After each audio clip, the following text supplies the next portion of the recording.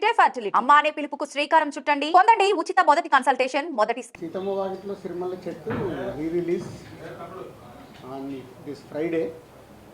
అంటే ఈ రిలీజ్ అనేది నాకు ఒక చేసినప్పుడల్లా ఒకటి గుర్తుకొస్తుంది. 98లో మేము తొలి ప్రేమ సినిమా డిస్ట్రిబ్యూట్ చేసినప్పుడు అప్పుడు అది మాకు 5 years రైట్స్ ఉండేది. సో ఎప్పుడు డబ్బులు తక్కువ ఉంటే అప్పుడు దాన్ని రిలీజ్ పెడితే ఆ సినిమా ద్వారా మనీ వచ్చేదన్నమాట. అలా ఒకసారి అమృత సినిమా ఫ్లాప్ అయినప్పుడు ఫైనాన్షియల్గా చాలా స్ట్రెస్లో ఉంటే మళ్ళీ రిలీజ్, అది 4th టైం. అప్పుడు కూడా ఆ రోజుల్లో అది 10 to 12 lakhs షేర్ కలెక్ట్ చేస్తుంది. అంటే అప్పటి రోజులన్నింటినీ మిరాకిల్ డేస్. అలాంటిది ఎప్పుడు కూడా ఆడియన్స్ వల్ల రిలీజ్ పెడుతుంటే ఎంత ఇంట్రెస్ట్గా థియేటర్కి వస్తున్నారంటే, ఇప్పుడు హైదరాబాద్లో 10 థియేటర్లు వేస్తే ఆల్మోస్ట్ 10 థియేటర్లు ఫుల్ అయిపోయాయి. సో అంటే మేము నిర్మాతలుగా ఆలోచించుకోవాల్సింది, జనాలు థియేటర్ రావట్లేదు అనేది ఒక స్టేట్మెంట్ ఎప్పుడు జరుగుతూ ఉంటుంది. ఓటీటీలో ఉంది. ఈరోజు సీతమ్మ వాకిట్లో సిరిమల్ల చెట్టు ఓటీటీలో ఉంది, ఆల్రెడీ చూసేశారు. అయినా ప్రేక్షకులు రావడానికి ఇంట్రెస్ట్ చూపిస్తున్నారంటే ఒక మంచి కాంటెంట్ మళ్ళీ వెళ్దామని వస్తున్నారు. అలాగే మహేష్ బాబు గారు అభిమానులు కావచ్చు, వెంకటేష్ గారు అభిమానులు కావచ్చు, థియేటర్కి వెళ్ళి ఈ సినిమాని ఒక ఆ బ్రదర్స్ మధ్య ఉన్న మూమెంట్స్ని ఎంజాయ్ చేద్దామని ఇన్ని థియేటర్లు ఫుల్ చేశారంటే చాలా హ్యాపీగా ఉంది. హ్యాపీ కంటే హ్యాపీనెస్తో పాటు నాకు ఐడియాలజీ, అంటే మనం మంచి సినిమాలు తీయటానికే ఫైట్ చేయాలి, ప్రేక్షకులు థియేటర్కి వస్తారని రిలీజ్ కూడా ప్రూవ్ చేస్తున్నాయి. సో ఇది మీతో షేర్ చేసుకున్నాము అని ఈరోజు ప్రెస్ మీట్ పెట్టడం. అలాగే ఆంధ్రాలో ఎవ్రీవేర్ వేసిన దగ్గర డే 1 60%, 70% అడ్వాన్స్ బుకింగ్లో ఉన్నాయి. మోస్ట్లీ ఫ్రైడే కల్లా అవి రన్నింగ్ ఫుల్స్ అయిపోతాయి. సో అలాగే సుదర్శన్ 35mm సెకండ్ డే కూడా 8th రోజు కూడా 4 షోలు ఫుల్ అయ్యాయి. అంటే చాలా ఒక మళ్ళీ సినిమా రిలీజ్ చేస్తుంటే ఒక ఉండే హ్యాపీనెస్ కనిపిస్తుంది మాకు ఈ సినిమా ద్వారా. So I'm also watching on 7th morning 8 o'clock show. మళ్ళీ 12 ఏళ్ల తర్వాత థియేటర్లో సినిమా చూసి ఎంజాయ్ చేయాలని అనిపిస్తుంది. So I'm going to Sudarshan 35mm 8 o'clock show. And media వాళ్ళు మీరు కూడా వెళ్ళి 12 ఏళ్ల తర్వాత మళ్ళీ ఇద్దరు బ్రదర్స్ వస్తున్నారు కాబట్టి ఎంజాయ్ చేయండి. 12 ఏళ్ల క్రితం మీరు ఈ కాంబినేషన్ సెట్ చేయడానికి ఎలాంటి కష్టపడ్డారు? సో అప్పుడే చాలా ప్రెస్ మీట్లలో చెప్పాము. అంటే మల్టీ స్టార్ చేయడం అనేది ఎప్పుడో మన తెలుగు సినిమా ఇండస్ట్రీలో అందరు స్టార్ హీరోస్, రామారావు గారి దగ్గర నుంచి చిరంజీవి గారి వరకు అందరూ హీరోలు మల్టీ స్టార్ సినిమాలు చేశారు. తర్వాత మారుతూ వచ్చింది. సడన్గా ఎందుకో శ్రీకాంత్ ఈ ఐడియా చెప్పినప్పుడు సో ఎలా చేద్దాం ఏంటి అని ఫస్ట్ వెంకటేష్ గారిని, తర్వాత మహేష్ గారిని అప్రోచ్ అవుతే ఇద్దరు ఈజీగానే ఓకే అన్నారు, పెద్ద కష్టపడలేదు. వాళ్ళు కథ వినేసి ఓకే అన్నారు. సో దాన్ని ప్రాపర్గా స్క్రీన్ మీదకి తీసుకురావడానికి కొంచెం మాకు టైం పట్టింది. అంటే అవుట్పుట్ ఇవ్వడానికి ఆల్మోస్ట్ అప్పుడు 1 year షూట్ చేశాం. జనవరి 2012 జనవరిలో మొదలు పెడితే 2013 సంక్రాంతికి రిలీజ్ చేసాం. అంటే ఆల్మోస్ట్ 1 year జర్నీ అది షూటింగ్ ప్రాసెస్. ఇద్దరు కాబట్టి అన్నీ బ్యాలెన్స్ చేయాలి, అన్నీ చూడాలి, ఆ బ్యూటిఫుల్ మూమెంట్స్ వర్క్ అవ్వాలి. కాబట్టి ఈరోజు ఇవాళ రిలీజ్ కూడా అంతే వాల్యూ.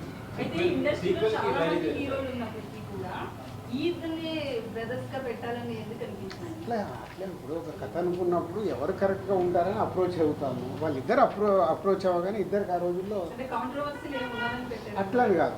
అంటే వెంకటేష్ గారికి సురేష్ బాబు బ్రదర్, మహేష్ బాబు గారికి రమేష్ బాబు గారు బ్రదర్. సో ఈ కథలో ఉన్నప్పుడు వాళ్ళు ఓన్ చేసుకుంటారు. అట్లాగే వాళ్ళిద్దరు ఈ సినిమా చేసేటప్పుడు చాలా టైం స్పెండ్ చేశారు. వెంకటేష్ గారు మహేష్ బాబు గారు డిన్నర్లో కలవడము, ఎలా జర్నీ చేద్దాము, స్క్రీన్ మీద ఎలా ఉండాలి, చాలా హోంవర్క్ చేసుకున్నారు వాళ్ళు. అందుకే అంత దగ్గరగా కనిపిస్తుంది, ఒక న్యాచురల్ ఫిలిం లాగా కనిపిస్తుంది.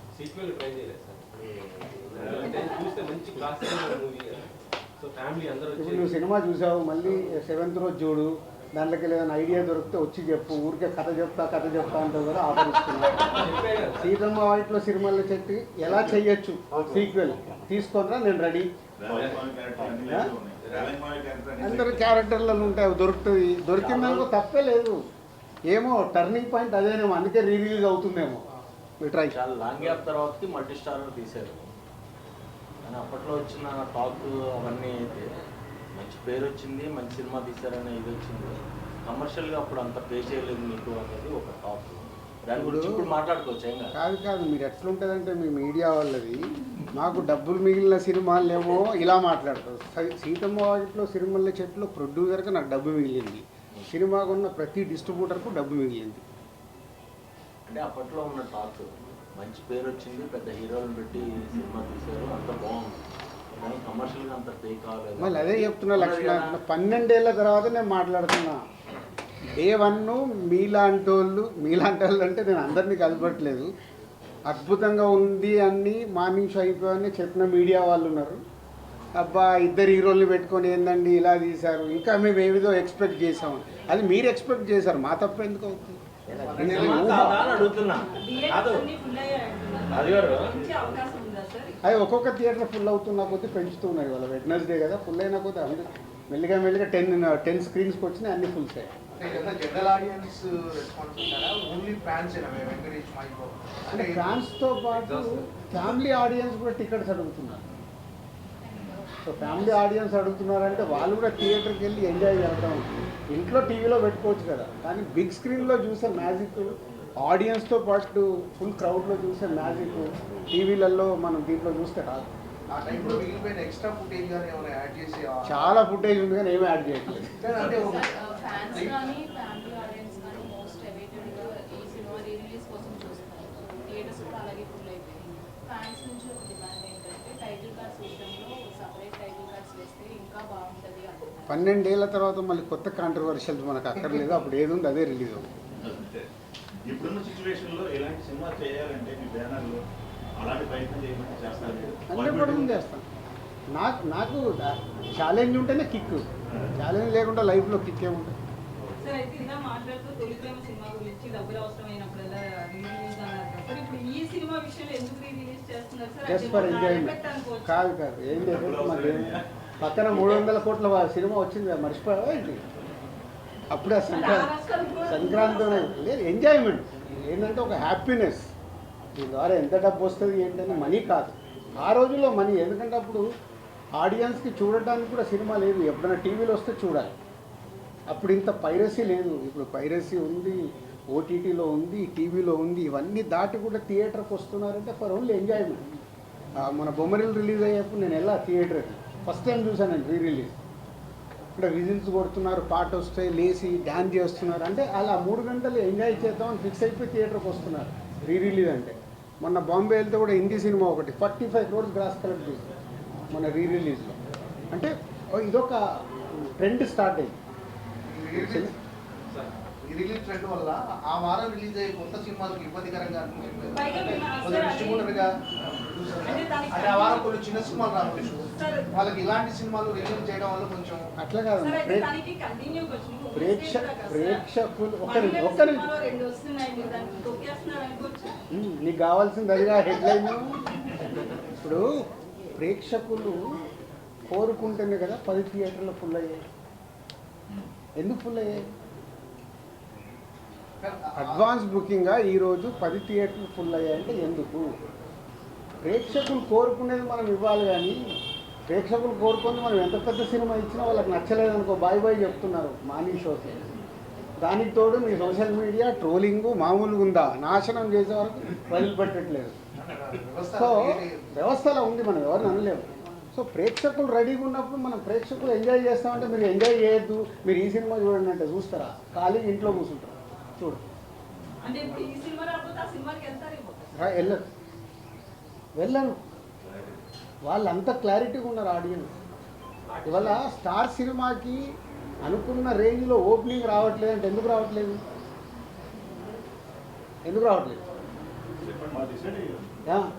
ఎలా డిసైడ్ అవుతున్నారు? ఈజర్ ట్రైలర్తో నాకు ఫిక్స్, అరే దీనికి వెళ్దాం. మీకు అన్నిటికంటే విచిత్రం ఏంటంటే ఈరోజు సినిమా ఆన్లైన్ ఓపెన్ చేయగానే డిసైడ్ అయిపోతుంది. ఏ రేంజ్లో బుకింగ్ ఉందంటే ఆ సినిమా హైప్ ఉందా లేదా ఇక్కడే తెలిసిపోతుంది.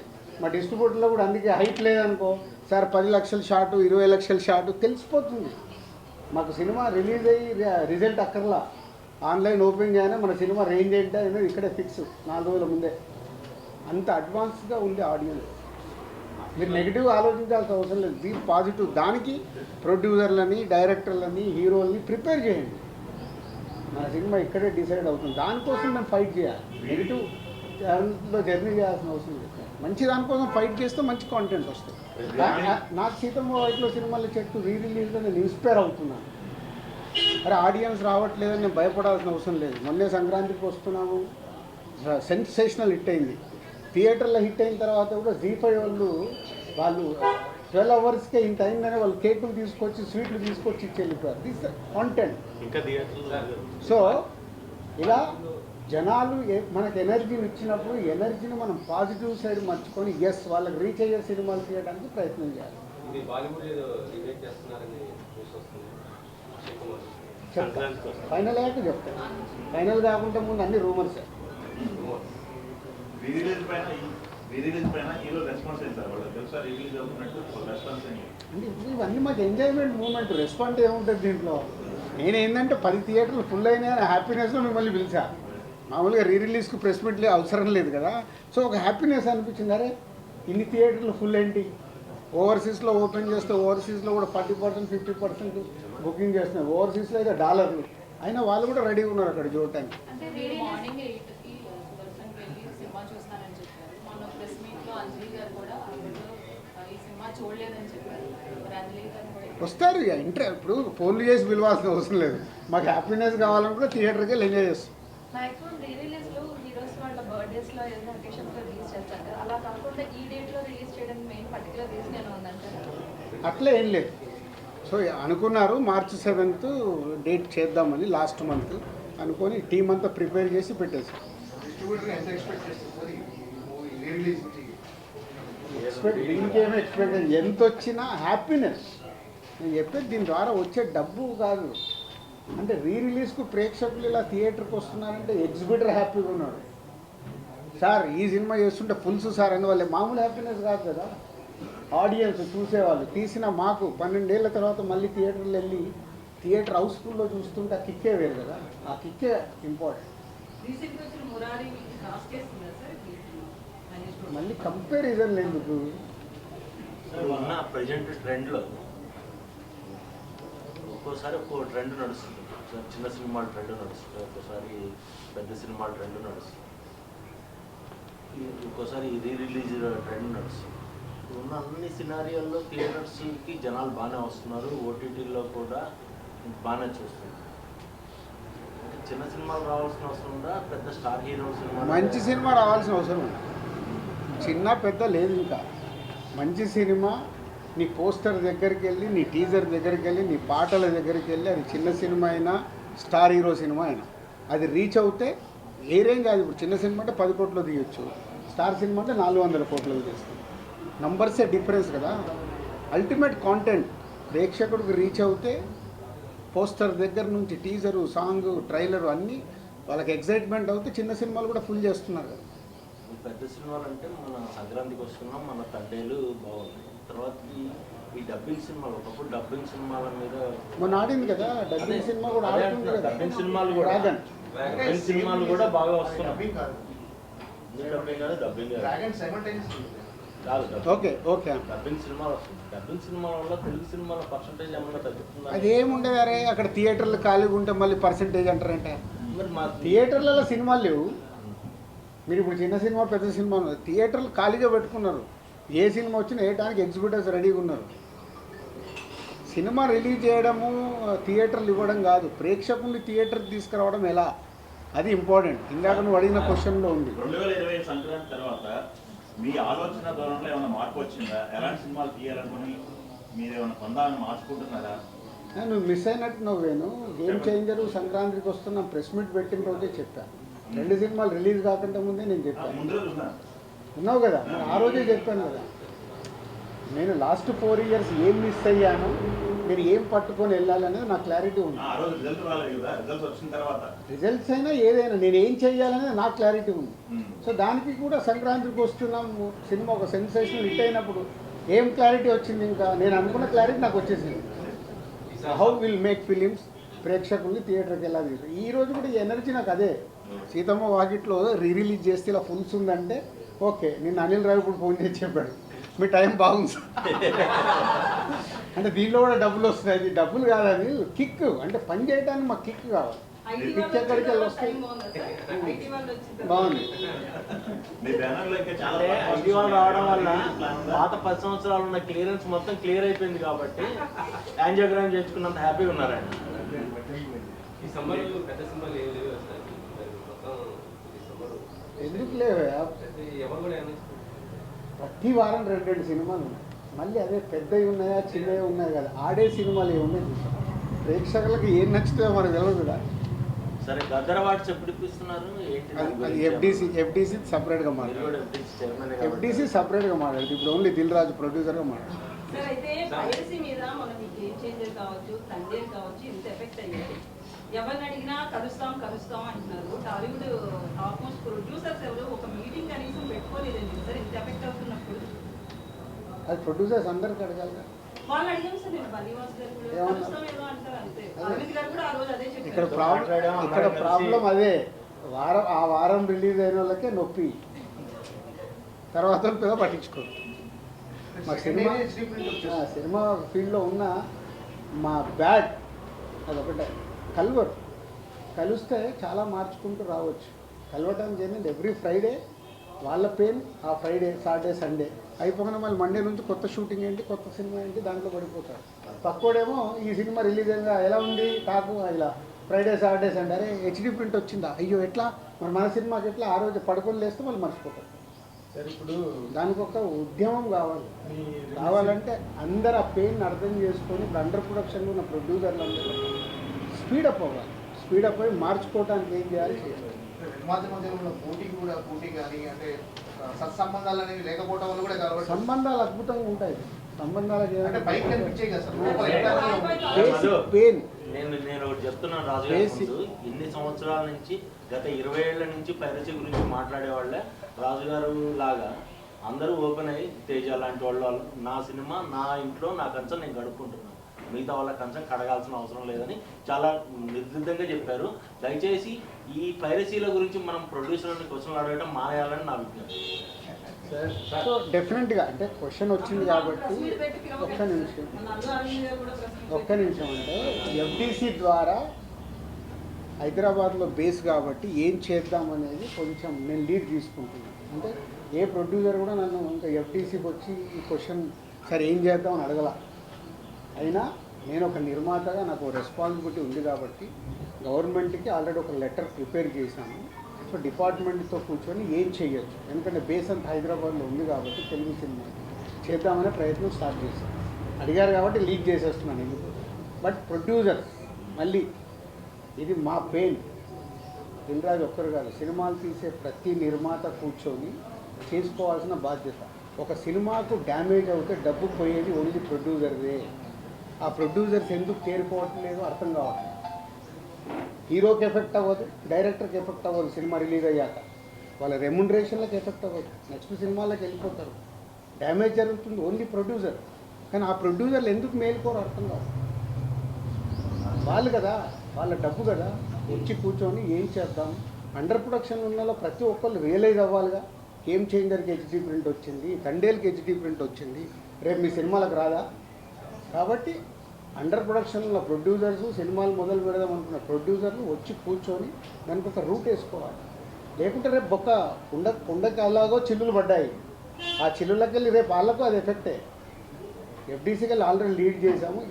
ఈ ప్రెస్ మీట్ ద్వారా ఆ నిర్మాతలకు అర్థమైతే వాళ్ళు ముందుకు వస్తే అందరం కూర్చొని వర్కౌట్ చేస్తాం. Thanks for your question. జనవరి 1 నుంచి డిసెంబర్ 31 వరకు ఆ సంవత్సరం ఎన్ని సినిమాలు చేశాము, మా బ్యాలెన్స్ షీట్ ఎలా ఉందని ఒక్కొక్క సినిమా బేరీజ్ చేస్తే నేను నెక్స్ట్ సినిమాకి పని చేయలేను. డిస్ట్రిబ్యూషన్లు అన్ని సినిమాలు కొంటాం, ఒక ఫ్లాప్ పడిపోతుంది, చాలా డబ్బు పోతుంది. డబ్బు పోతే నెక్స్ట్ డే ఫ్రైడే అయిన తర్వాత సాటర్డే నాకు ఎనర్జీ కావాలంటే ఆ నెక్స్ట్ ఇయర్ ఉన్న సినిమాలు బ్యాలెన్స్ ఉన్న సినిమాల మీద ఫోకస్ చేస్తాం. కాబట్టి దాంట్లోకి వెళ్ళి ఒక సక్సెస్ వచ్చినప్పుడు బ్యాలెన్స్ షీట్ చెక్ చేయాలి.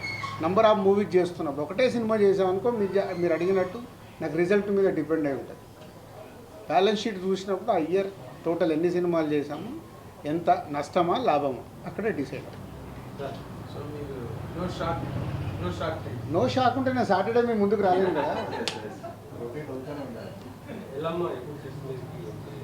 రౌడీ జనార్దన ఎల్లమ్మ రెండు రెడీ అయిపోయి, రెండు ఆల్మోస్ట్ ఏప్రిల్ మేలో take off. Vijay Deverakonda title చెప్పేసారు. చెప్పలేదు ఇంతకుముందు.